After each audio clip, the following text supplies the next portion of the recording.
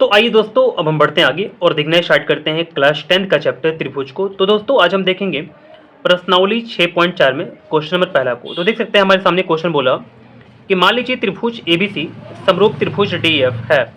हमारे पास दो त्रिभुज दिया हुआ है, एक का नाम है त्रिभुज एबीसी और एक का नाम है हमारे पास डीएफ। तो दो त्रिभुज है और दोनों के दोनों क्या है, समरूप है और इनके क्षेत्रफल क्रमशः 64 सेंटीमीटर स्क्वायर और 121 सेंटीमीटर स्क्वायर। हमारे पास दोनों का जो क्षेत्रफल है, जैसे त्रिभुज एबीसी का जो क्षेत्रफल होगा वो 64 सेंटीमीटर स्क्वायर है और साथ ही साथ त्रिभुज डीईएफ का जो क्षेत्रफल होगा वो 121 सेंटीमीटर स्क्वायर है। ठीक है, यदि ईएफ बराबर 15.4 है हमारे पास है ना, ईएफ का जो मान है वो कितना है, 15.4 है। तो बीसी हमको फाइंड करना है। तो दोस्तों मैंने आपको बता दिया क्या क्या हमारे पास दिया हुआ है और मुझे क्या सॉल्व करके किसका वैल्यू निकालना है हमको। ठीक है ना, तो बीसी का वैल्यू निकालना है। तो देखिएगा यहाँ पर मैंने लिख दिया, हमारे पास जो भी कुछ दिया था ना मैंने सामने यहाँ पर लिख दिया। तो त्रिभुज एबीसी समरूप है त्रिभुज डीईएफ के और area of triangle ABC equal to 64 centimetre square, area of triangle DEF equal to 121 centimetre square तथा ईएफ इक्वल टू 15.4 सेंटीमीटर।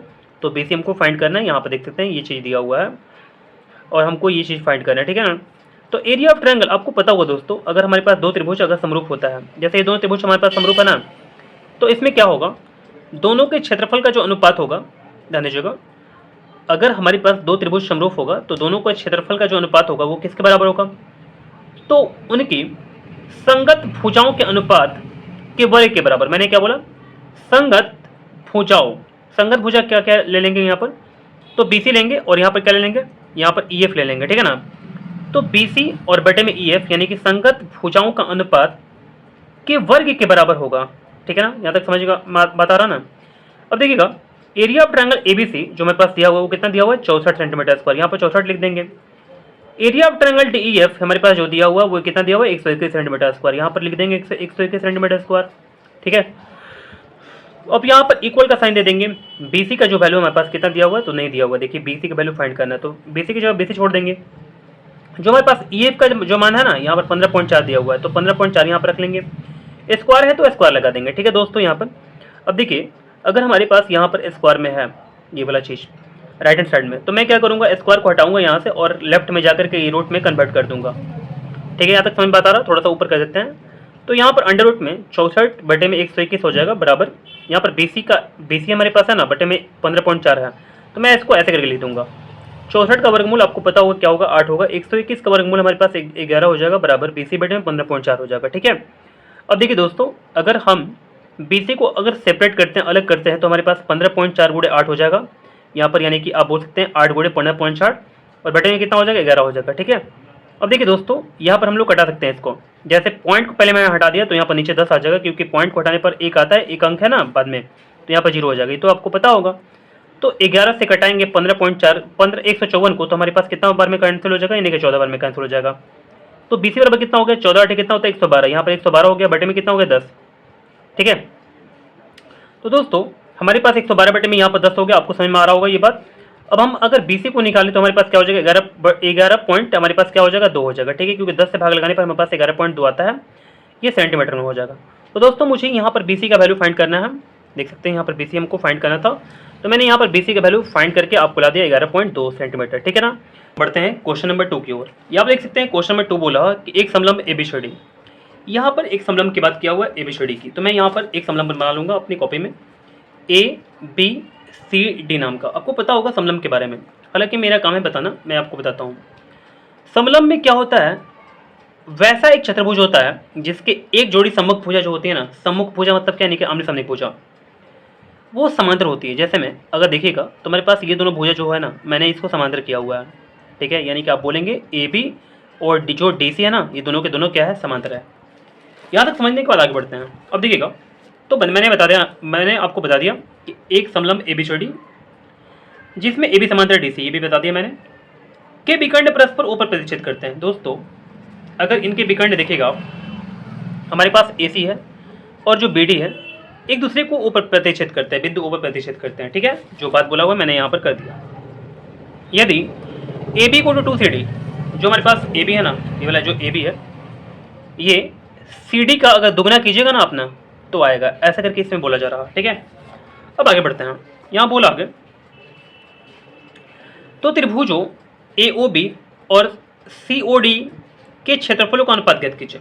दोस्तों AOB हमारे पास कहाँ पर है, AOB, और COD कहाँ पर है, COD। ये दोनों त्रिभुज के क्षेत्रफल का जो अनुपात है ना वो फाइंड करना है दोस्तों। तो चलिए यहाँ तक बात समझने के बाद आगे बढ़ते हैं। देखिएगा मैं यहाँ पर आपको सब कुछ बता दिया। तो चलिए दोस्तों अब सॉल्यूशन की तरफ आगे बढ़ते हैं।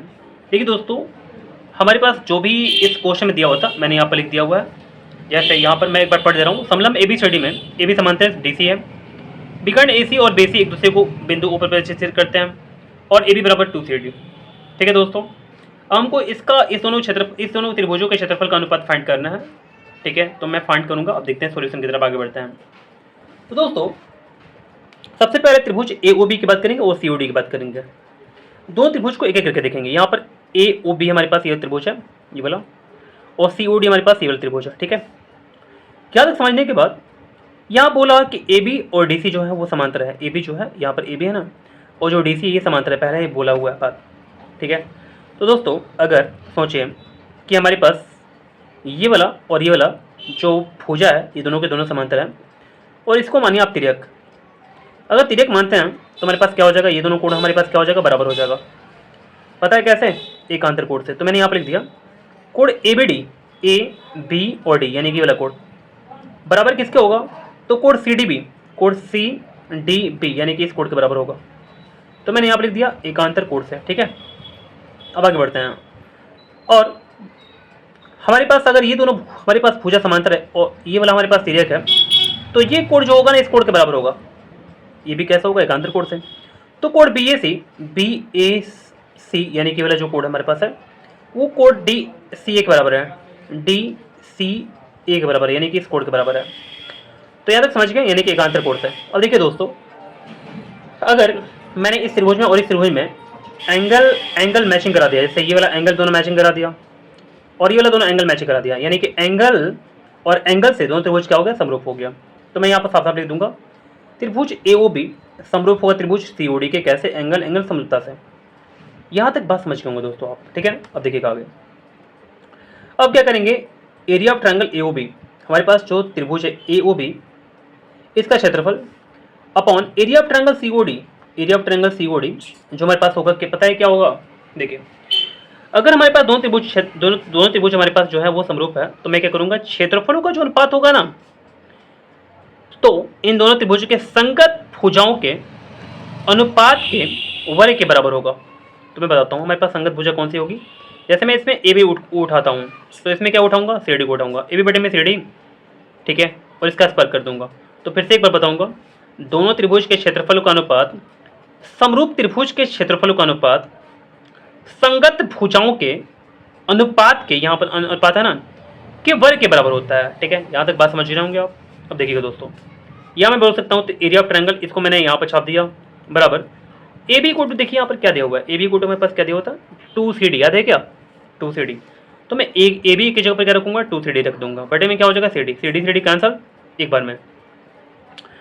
एरिया ऑफ ट्रायंगल AOB और upon area of triangle COD बराबर क्या हो जाएगा, यहाँ पर 2 नीचे ऊपर है ना, और यहाँ पर नीचे क्या है हमारे पास 1 है, तो 2 बटे में 1, इसका स्क्वायर कर लेंगे यहाँ पर। दोस्तों यहाँ पर मैंने समझा भी दिया आपको, AB इक्वल टू 2CD दिया हुआ हमारे पास। ठीक है ना, ये मैंने लिख भी दिया हुआ यहाँ पर। यहाँ तक समझ के बात को ना, 2 बटे में 1 हो जाएगा, क्योंकि यहाँ पर कैंसिल हो जाएगा एक बार में, और यहाँ पर 2 है ना, तो 2 हो जाएगा, बटे में क्या हो जाएगा, 1 हो जाएगा। इसका स्क्वायर लगाओ तो स्क्वायर कर लेंगे। तो आगे बढ़ते हैं। अगर हम इसको ऐसे फिर करके छोड़ दें, क्योंकि हमारे पास अनुपात ही फाइंड करना ना, बराबर क्या हो जाएगा, 2 का स्क्वायर 4 और 1 का स्क्वायर कितना हो जाएगा, 1। तो हमारे पास क्षेत्रफल का जो अनुपात है ना वो कितना आ गया, 4:1 आ गया। तो उम्मीद करते हैं कि आपको क्वेश्चन नंबर 2 बिल्कुल अच्छे समझ में आ गया होगा। किसी प्रकार कोई दिक्कत होने पर आप पूछे, कमेंट करें।